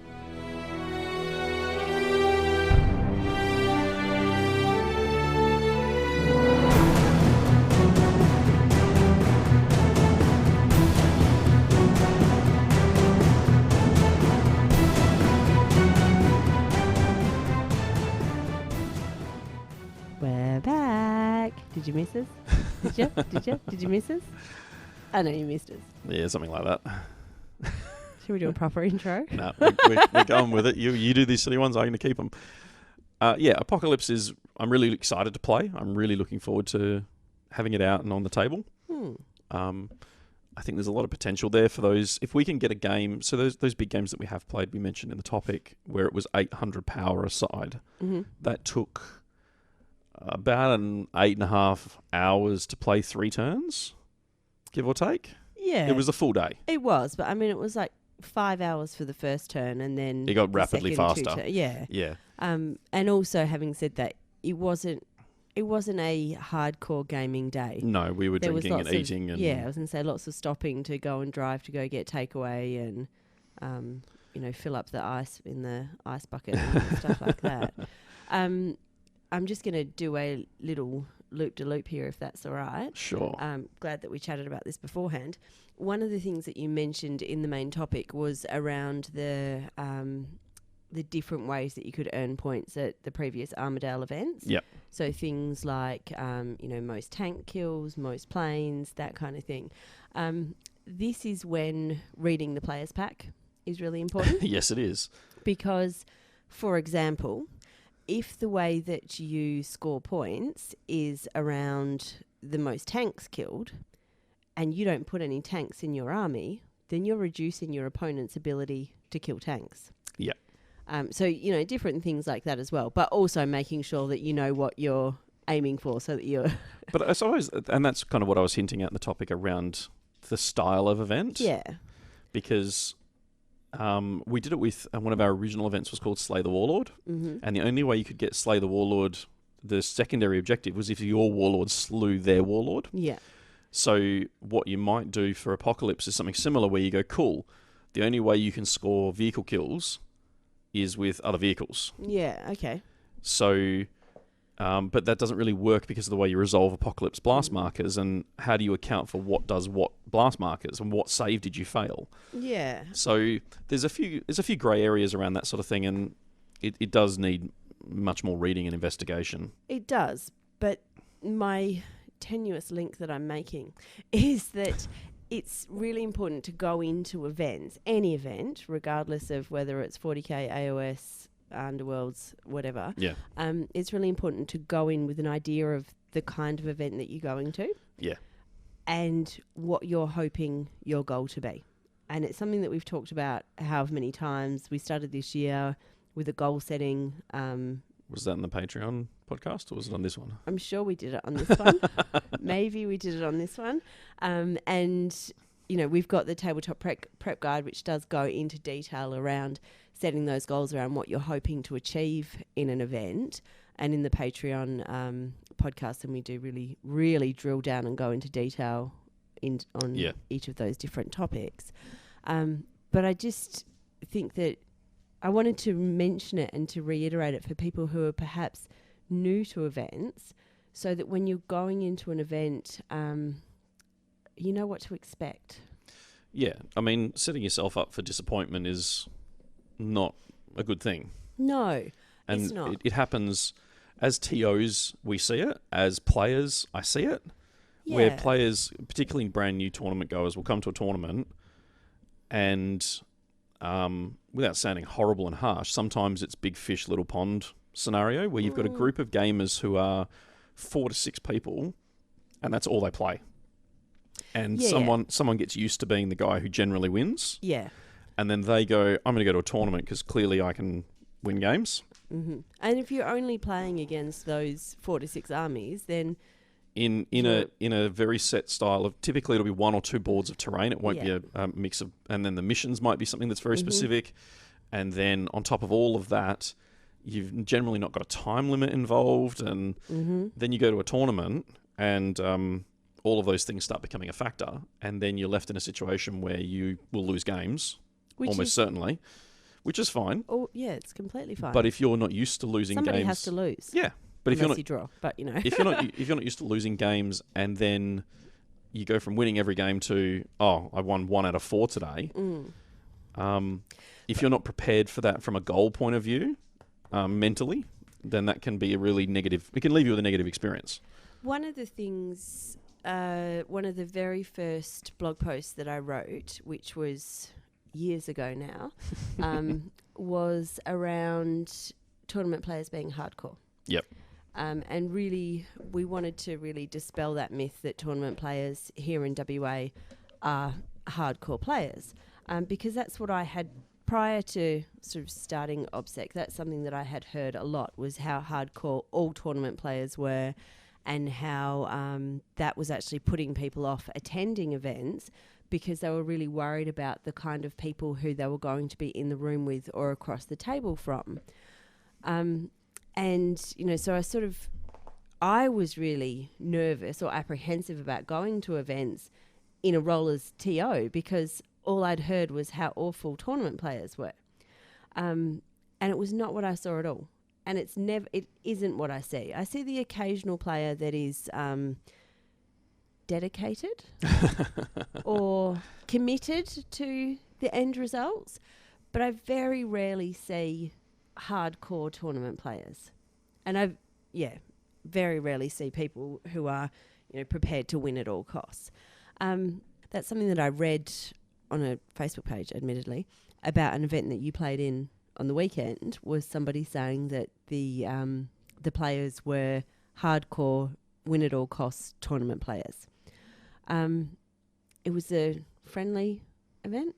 Yeah. You know, like Crags Outpost events, they're friendlies. But they're, you know, not that ours aren't, but they are what you make of them, I suppose. And to loop back around again, like you say, I played at a tournament on the weekend. It was a really late inclusion because they had odd numbers, and we shuffled things so I could play. Because I was supposed to be, was supposed to be working, and so we had to rely on my parents to look after the kids so that you could go and play. Yep. But Thank you very much, Mum and Dad, for doing that so that he could go and join in. Yep, absolutely. Play with his toy soldiers. So literally the night before, I went, okay, cool, I've now got to submit an army list and work out what I'm taking. It was touch and go for a while, given you couldn't find the army. Yeah, I turned over like 20 square metres of space trying to find the damn box. Turns out it was the first place he looked. He just didn't think to look under the first layer of foam. No.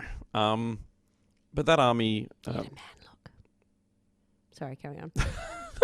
that army hasn't been out of on a tournament table since 2004. The last time it was used was actually around the same weekend in 2004. So what's that? How do you remember that? Seriously, you don't remember when our kids were born. I do. But you so remember don't which weekend you played with that Don't army. give me that. I know exactly when our kids are born. I'm better at it than you are. We've got 3. It gets tricky. Anyway, so that army hasn't seen a tournament table in 15 years. Mm-hmm. And I went, you know what? I don't feel like playing one of my competitive hardcore tournament armies. I want to take something that I haven't used in a long time and have a theory on. So I wrote a list using the models I had. I really want to go back and just challenge you on calling them hardcore tournament armies. I would say you would have one hardcore tournament army that you deliberately built as a hardcore tournament army to take to LVO. It's not even that anymore because I can't run it. Well, when you built it, it was. But otherwise, I would say you made a competitive army, not a hardcore army. Okay. My collection. I have but can you, do you know what can you hear the difference? Yeah, of course. And I'm trying to dispel the myth about hardcore tournament players, and you've just then gone and said that you dug through and didn't take a hardcore army. So work with me here. It was a competitive army, okay? And you decided not to take one of your most competitive ones and pull it out, play something that was a bit different, something that hasn't been on the table, and something you had a theory about. Yeah. there we go. Just rounded that back up for you. Fair enough. Yeah. Appreciate that. Mm-hmm. Thought so. And now I won 2 and lost 2 on the weekend. Mm-hmm. And the 2 games I lost... So he went in with a goal to try and win 2 of the 4. Yep. He won the first 2 and then sent me a text saying, won the first 2, I can come home now. Yep. He should have done. I should have, yes. Game 3, I was really pleased with because the player in question is one of the top WA players at the moment, running arguably the best list in the game at present. Mm-hmm. The arguments are pretty poor to say it's not the best list, but there are arguments to say it's not. What is the list? It's a Custodes, Adeptus Custodes army using Forge or Beta rules. Mm-hmm. So it uses a couple of units that are, including this player's opinion, mine and my opponent's, horrifically underpriced. They are too good for the price you pay for them. Mm-hmm. I was the only person to take points off him the whole weekend, Mm-hmm. which was a little tick box for me. Been better a tick box if you'd won, but you know. Look, at one point there, we were both going, I'm actually with a shot at actually winning this game, which would have been unheard of because I was running pure Grey Knights. And game 4, another high-end player, very talented player, running a competitive Orc army, which I didn't go first the whole weekend, not one game of the 4 I played. And he went first and I lost half my army turn 1 for a combination of reasons, which I'm going to do a blog post about and talk about the army and what I took and what happened. But the fact is that by the time I'd won 2 games and I knew that I wasn't going to finish last in generalship, it didn't bother me at that point because I wanted to go along and challenge the theories I had. The 2 games I won weren't blowouts. The 2 games I won were both very close. So the army, wasn't just tabling people, but the goal that I had, I met. So even though I didn't win, and would I have loved to have won 3 or 4 or overall? Absolutely. Yeah. But I didn't go away disappointed from that event because I went, cool, like the theory worked. How do I tweak it? Can I be bothered tweaking it? Or was it just a case of me pulling out an old army, getting to put it on the table, and having some games and going, oh, cool, like I can kind of make this work. If I could be bothered, I could rebuild a new army or paint more units for this army and probably do something with it. Yeah. Is that going to happen? No. But it was fun to do. But I'm wondering, for people who are new to events, like you went into that with a very set goal, given that you've been playing for decades and playing in events since they started here in WA. But for people who are new, like different things that they can do so that they can manage their or set their expectations for the kind of event that they're walking into. If it's my first event, like if I were brand new, I'd be saying I'd get in touch with the organisers. Yeah, that would be my first port of call and too. Go, hey guys, this is my first tournament. Mm-hmm. I've been playing for 2 years and this is my first tournament. I've been playing 6 months, this is my first tournament. I've read all this stuff online about, competitive play. Can you give me an idea of the sorts of players? Because I can see a list of player names, but I don't know any of them. Can you tell me anything that I'm likely that I should know about the format or that I should know about the players or anything like that? I'd also probably try and get down to, if they're a club like it was on the weekend. Well, before we go there, we have people who do that for us. Yep. And so we'll often have people who will contact us who will say, just getting back into this or just starting in 40K, would like to come along to a tournament, not sure how that's going to go. And we will always let them know that, First Blood is one of the most relaxed events that we run. Masters is probably one of the most competitive events that we run. WATC doesn't have any of the hobby component there's no soft to scores. it because it's not a hardcore event, but because it's that team environment, it's great for fostering that community, but at the same time, it does have a competitive element to it. And we would never say to someone, don't come to Masters because it's the most competitive event. No, sometimes that's the best place to learn. We had Jason, who's one of our patrons. His first tournament was 2 days of Masters. And Carl and... Is it Carl? Oh, no, Keith, sorry. Keith and Owen, the second Masters we run was their first event they'd ever been to. Trial by fire for those guys. Well, that's it. So sometimes, particularly for a 2-day event, people play more games in the 2-day tournament than they have in the lead up to... Yeah, in the prior 6 months sometimes, or more. Well, that's it. Or ever. Well, I got 4 games on the weekend, and I think that's probably more than I've played in the past 6 months. Yeah, definitely. Which is going to change for the second half. Yeah, well, that's the intention, certainly. I had a point, but I don't know where it went. The point is, when you speak to the TOs, you can get some advice around... what you're walking into. Yeah, because sort of, if you're used to... you never see Eldar because no one in your group plays Eldar.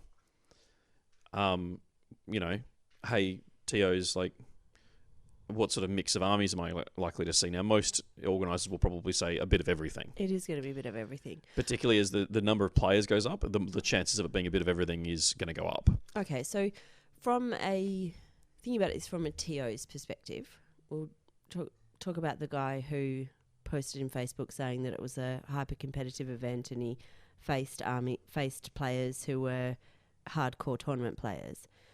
If that potential player had gone to Gavin, who was the TO for the event. He was the TO, wasn't he? Well, the Craigs committee was, yes. Okay, so Craigs committee. So if they'd gone to one of the Craigs committee and said that, now I imagine that they would have come back and gone, it's a really friendly club, it's really welcoming, it's really inviting, you're more than welcome, you will be made welcome. It's not a hyper competitive event. What do you think that would have done? What I would hope, because the first round matchups in most tournaments are just random draws, I would probably have, as a TO, gone, you know what, it's first tournament, I'm going to look at what the software has spat out, and then make an executive call to try and put newer players against newer players. Or not necessarily. So, for example, at the last event that Mitch played in, probably shouldn't mention names, sorry, not Mitch, somebody that's not Mitch, played in. I was walking around for something and laughed and said, Mitch, are you coaching him? And he was, which was great. Yeah, he was helping his opponent, yeah. Yeah, definitely. And making suggestions as to ways that he could, improve or do something differently. Or before you do that, have you thought about this? So, maybe find someone who's got more of that sort of style of play or personality to put them against. I definitely think that when I did my Tower Stealth Army last year, one of the games I played against was an Imperial Guard player. I knew how that game was going to play out because I'd already planned for how that was going to work. And the game got underway and my plan unfolded and my opponent very clearly went, oh, okay. Like, I know... clearly you knew what was going to happen. But then at that point, even though I won the game with a maximum win, it still didn't stop me talking through that with each turn going, okay, so this is why I'm doing this is what I'm doing with this. You don't have to pull punches. No. And you can give advice and explode. So when he was shooting back, when he was electing to do things, it was around turn 3, I was still tagging his tanks and he'd keep falling back and I'd keep moving up, shooting them and charging them and taking the Overwatch fire. And it was around turn 3, he said to me, I shouldn't be falling back, should I? I said, no, you shouldn't. He said, oh, because if I fall back, then I only get to shoot you on Overwatch. Yeah. But if I stay in combat with you, you only punch me with strength 3. And the reason you're doing damage is because I'm falling back and I'm letting you shoot me before you charge me again. So now if I stay in combat with you, yes, I can't hurt you, but you can't hurt me either because you can't then shoot the tanks. And I went, yep. And we had a conversation, about a 10-minute conversation around that, where he's gone, I get it now. So it became a learning exercise for the player, even though by the time, I was never going to give that away because it is a tournament. Yeah, yeah. But at the same time, if we got to the end of the game and he still hadn't picked that up, I would have said to him at the end of the game, hey, had you thought about if you'd not done that, then this is what happens as a result. Because if you can make it a learning experience for those new players, it only makes the average in the events a higher standard of player. It only makes everyone better. So, and they're more likely to come back. Yeah, look, and that is obviously a factor. Is you don't want to go to a tournament and face someone who has come with, these very competitive armies, and like you said earlier, they're nice people, but they've come to compete, so they're not going to pull punches, and that can, if you're a brand new tournament goer who maybe isn't used to riding tournament style armies, and as you said before, isn't used to playing a game in 2 hours and 15 minutes for how many points was it? 1850. Oh, actually, it's pretty reasonable. Yeah. But but still, that time restriction, that gets so many players, doesn't it? Yeah, it does. If you are thinking about going to a tournament, practice playing in a limited time. Yeah. Because that's the biggest thing we find with new players is that, they really aren't used to playing a set point level in a set amount of time. Yeah.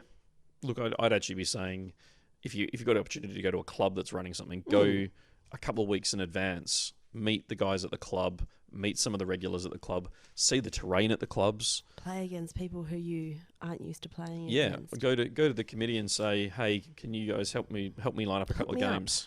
Yeah. And then meet the person there, explain you're new to tournaments, you've never played at a tournament before, you want to play the tournament missions in the time, and have a training day essentially, or 2 or 3, particularly if you can get into that club and put your face amongst the group. It'll make it easier on the day so that you're not turning up, getting beaten, and then having to sort of sit by yourself if you don't feel confident engaging with other people. Because that's another awkward moment where if you don't know anyone else there and you've just been beaten, how do you then go and engage with those groups of people? Well, see, me being beaten or me winning wouldn't make a difference. I would still struggle to go and engage with the people. Yeah. So, and I think that you being beaten or you winning would make no difference. You would still have no issue going and engaging with those people. That's true. We have had a suggestion that I think we need to do, to have some orange OBSEC lanyards.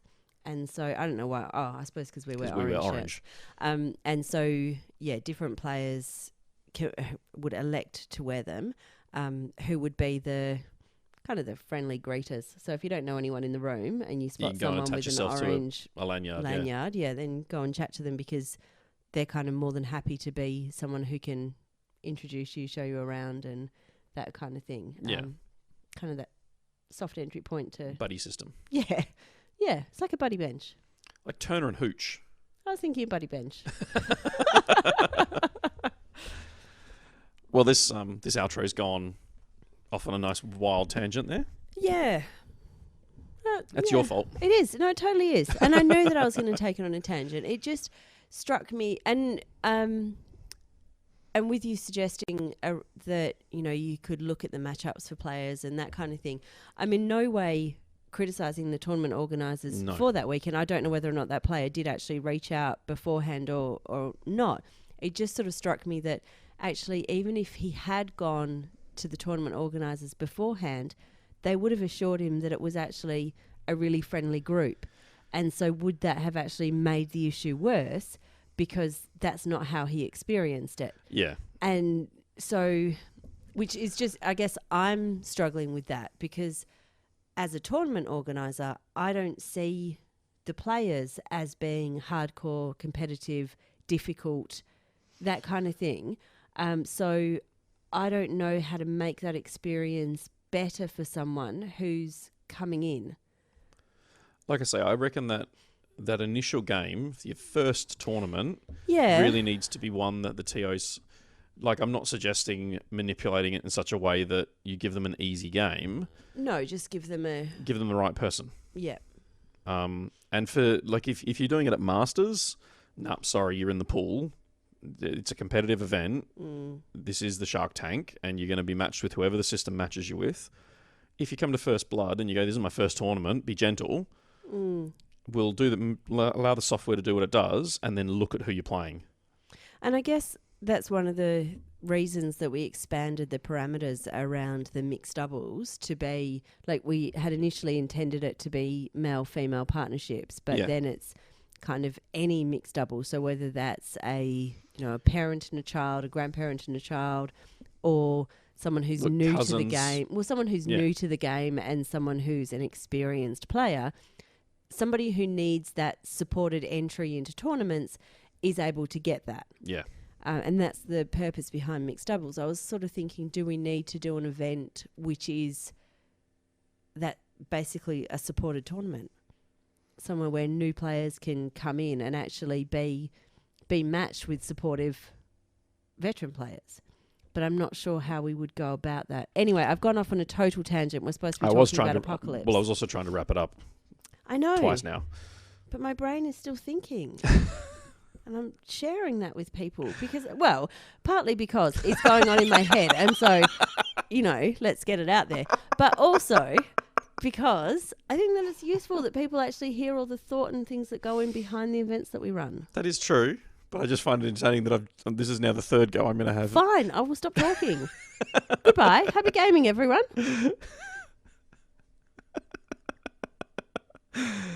Oh, that face is...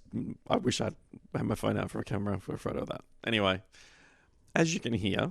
I'm done. I'm not talking anymore. We have a lot of thoughts on how that new entry point might look. Apocalypse might be a great way of introducing new players in a softer environment because you're going to get to use your whole army regardless. But we'll figure that out once we've had a game. I'm not 100% sure that an 8,000 point game is a soft entry point. It's it's as soft as anything else. I'm not sure. Depends on how many friends you've got on the team. See, my resolve to stop talking is clearly not that strong. Thank you very much for listening. You can catch us every second week on the podcast or every alternating week live on Facebook. We're normally 8:30, 9 o'clock on a Wednesday night. Mm-hmm. You can also find us on Facebook, Twitter, Instagram. YouTube's going to be happening again, hopefully as of August. And monthly podcasts on Patreon as well. Yes, and a special thanks to all our patrons for supporting us. We couldn't do some of the stuff we do, like this podcast, without you. So we'll leave it there for this episode. We're probably going to hit close on 2 hours again. We're back to the routine. Maybe not 2 hours, but shut up. It'll be close. Say goodbye. So we'll look forward to seeing you at our next event, which will be WATC in August. Mm-hmm. But otherwise, you can catch us next Wednesday night live and in future podcasts. So, that's it from us. And my second happy gaming, everyone.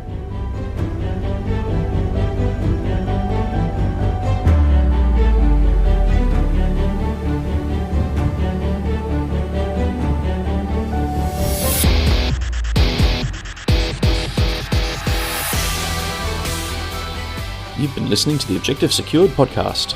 If you'd like to get in touch, you can visit our website, objectivesecured.com.au. You can find us on Facebook, Facebook.com/Objective Secured, or you can email us, obsec@optusnet.com.au. Thanks for listening.